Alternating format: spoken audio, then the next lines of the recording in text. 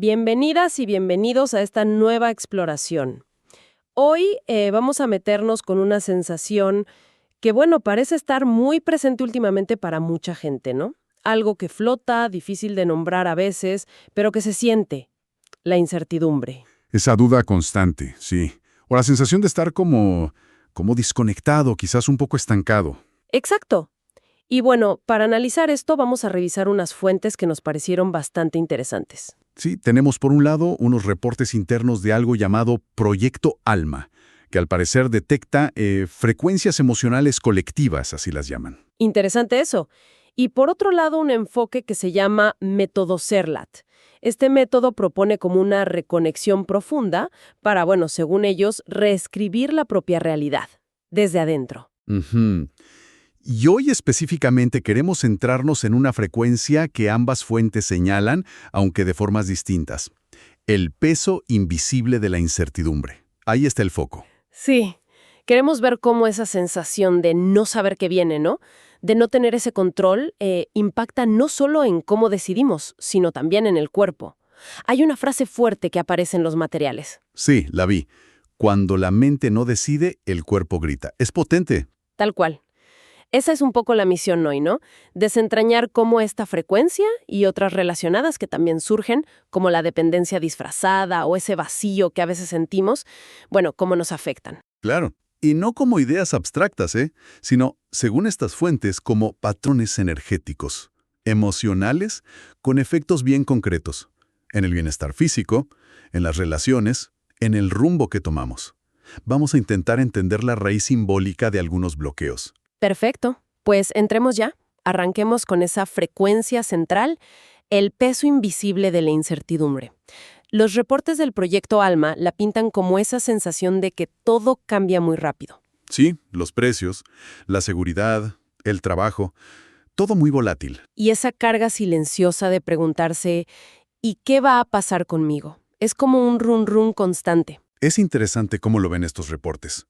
Dicen que esa incertidumbre duele porque, bueno, choca con nuestra necesidad muy humana de control, aunque sea una ilusión a veces, ¿no? Claro. Pero que el alma, en el fondo, no busca tanto el control como la confianza. Esa certeza interna de que, bueno, siempre habrá un siguiente paso aunque no veamos todo el mapa.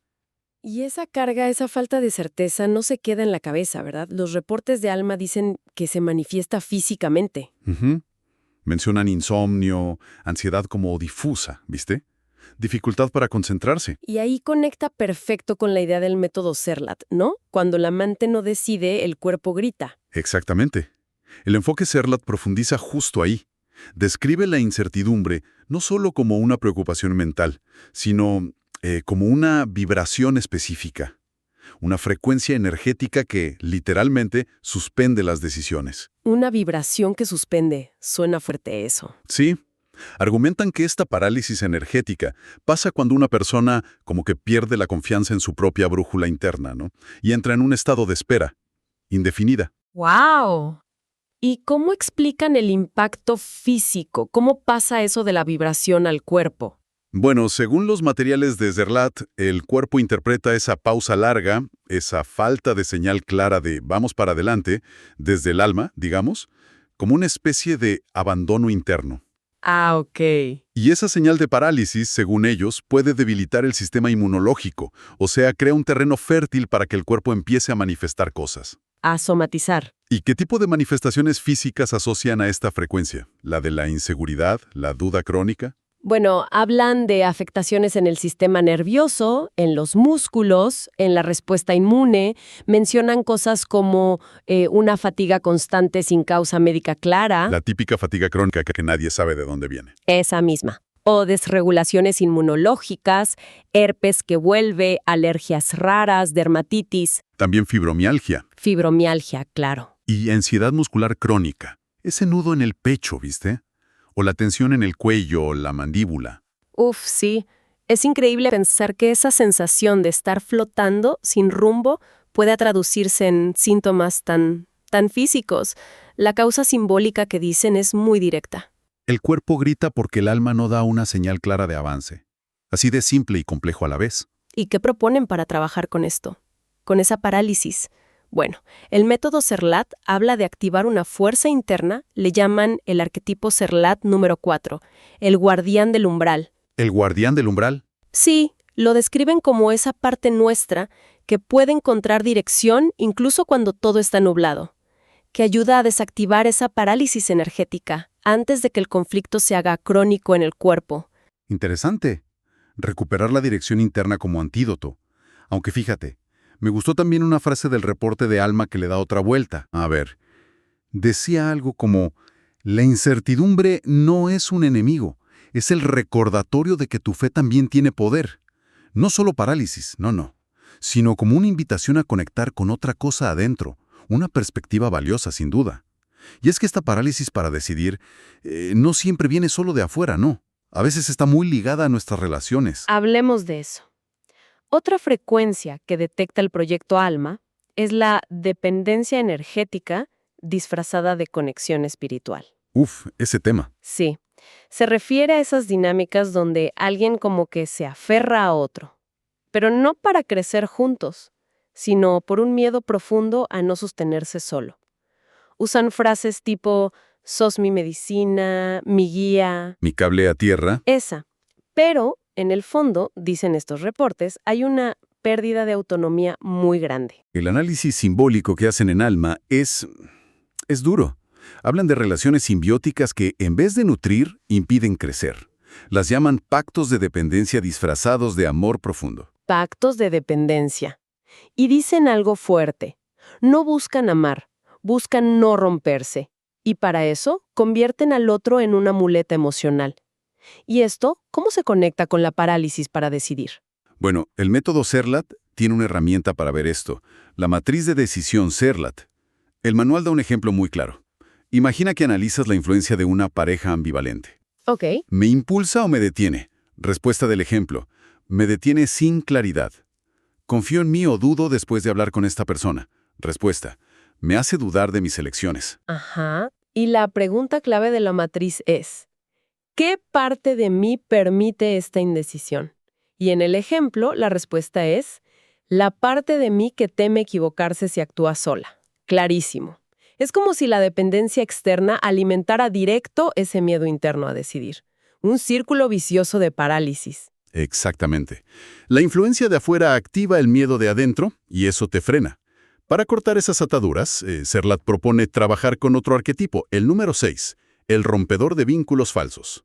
El rompedor, para cortar lo que no es real. Mía verdadera. Tiene lógica. Me impactó la conclusión de Alma sobre la dependencia. La conexión real libera. La dependencia disfrazada aprieta suave hasta que ya no sabes quién eres sin el otro. Muy gráfico. Y mencionan otras dinámicas relacionadas, ¿no? Como la lealtad condicional.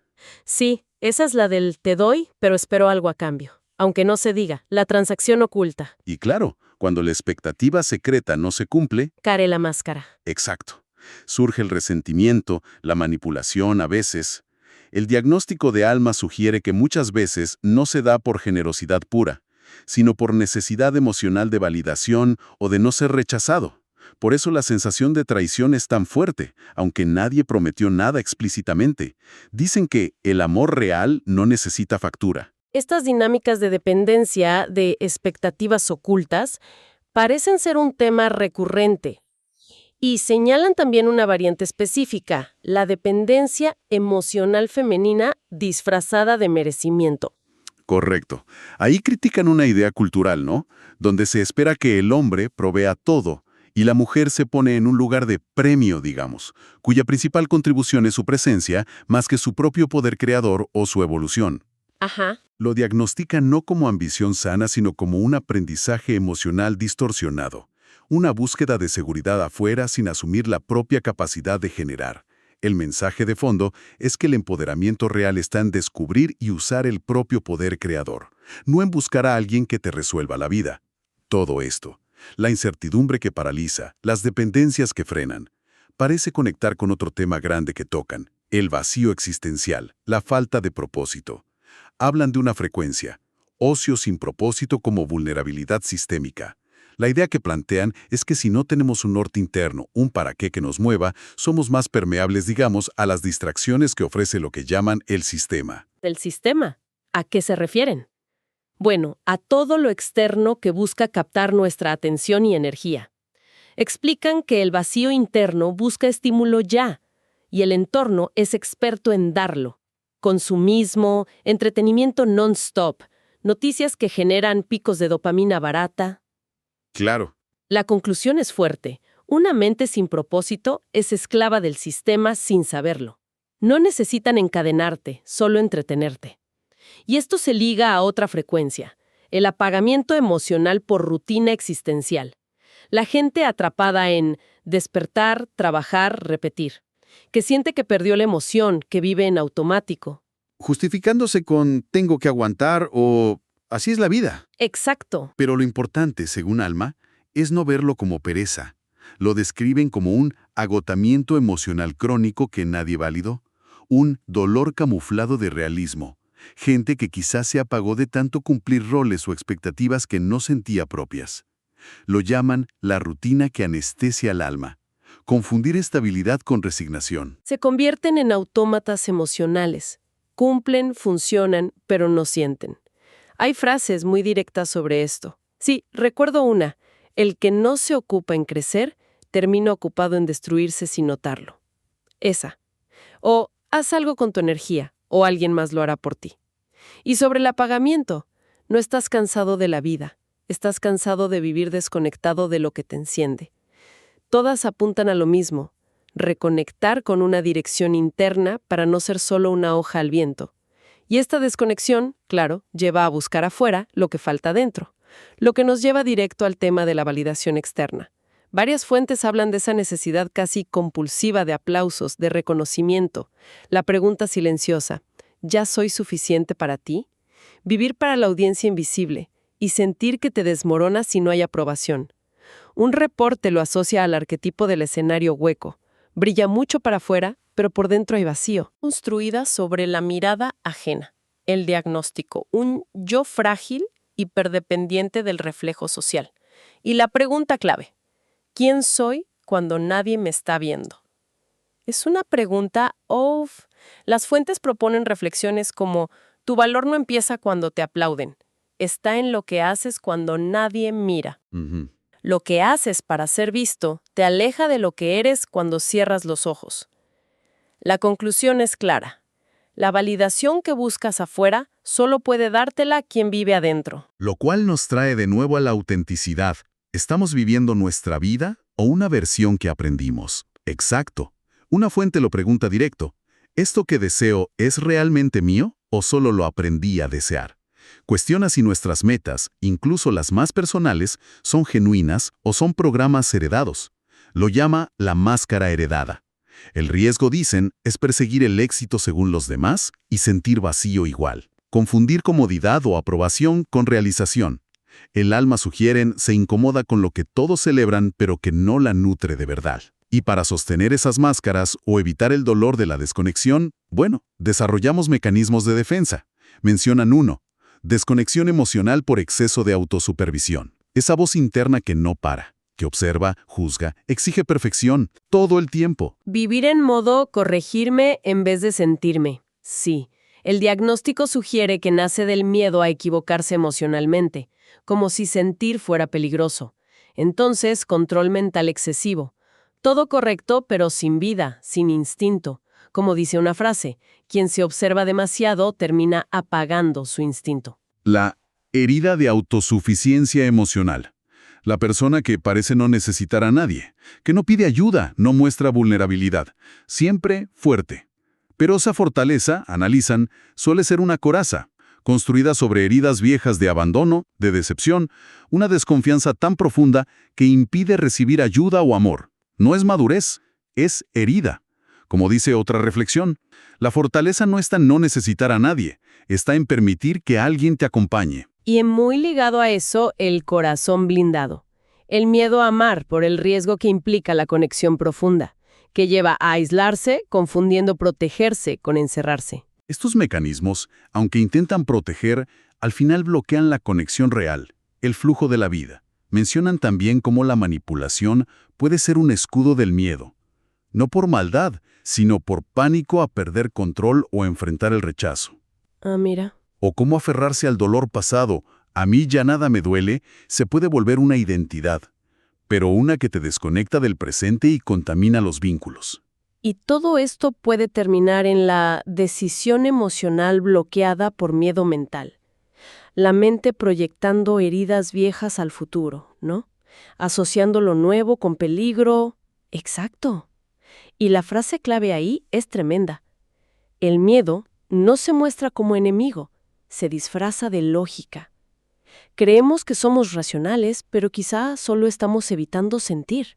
Frente a todo este panorama de desconexión, de incertidumbre, de defensas, las fuentes también detectan un impulso contrario, ¿verdad? Sí, una búsqueda silenciosa de un anclaje, lo llama un reporte.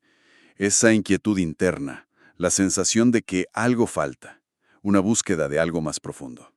Y también esa sensación de lo que me callo me está rompiendo. La acumulación de palabras no dichas, emociones guardadas, decisiones postergadas, que generan peso, ansiedad, bloqueos. El resultado de una falsa paz mantenida por silencios incómodos. Y acá es donde el método Serlat parece ofrecer una salida, ¿no? Correcto. Según sus documentos, el método Serlat no se ve como terapia convencional para gestionar síntomas. Su enfoque es ir a la raíz, desprogramar lo heredado, lo aprendido, lo que no es nuestro de verdad, sacar lo que no sos. Eso. Y reconectar con la esencia a nivel simbólico y energético. Liberar lo que no somos para recordar y activar quiénes somos realmente. Ya mencionamos la matriz de decisión, los arquetipos como el guardián del umbral, el rompedor de vínculos. ¿Cómo estructuran ese proceso de desprogramar y reconectar? Lo describen en 4 etapas, como un ciclo. Muy resumido, la etapa 1, desprogramación. Es para identificar y soltar creencias y patrones viejos, como remover tierra vieja. Ok.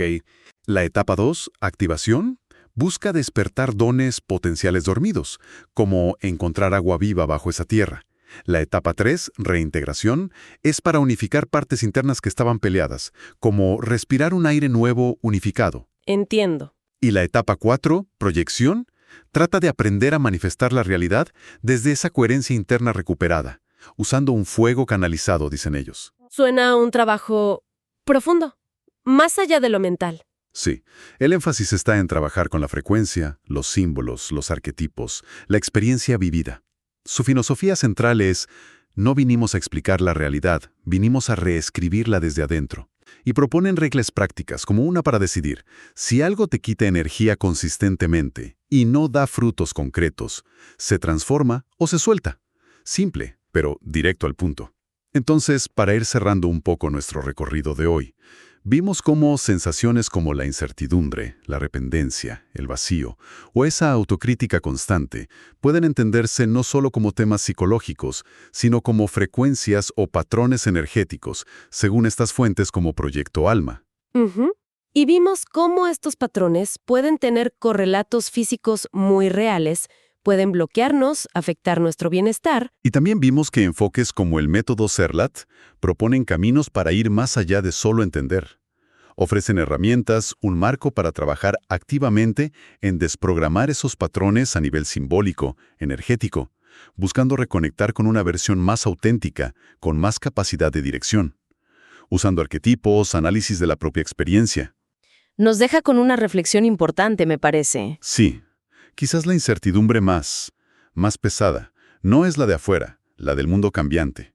Quizás la incertidumbre que más cala es la que está en ese espacio interior, en la brecha que a veces sentimos entre el yo que construimos, lleno de programas, miedos, deberes, y esa esencia más auténtica, esa alma que espera a veces muy bajito ser escuchada, reconocida, reclamada. Claro, la pregunta que quizás nos queda picando es, ¿cómo afinamos el oído para escuchar esos susurros de autenticidad en medio de tanto ruido externo e interno? Una pregunta profunda para cerrar nuestra exploración de hoy. Gracias por acompañarnos en este análisis.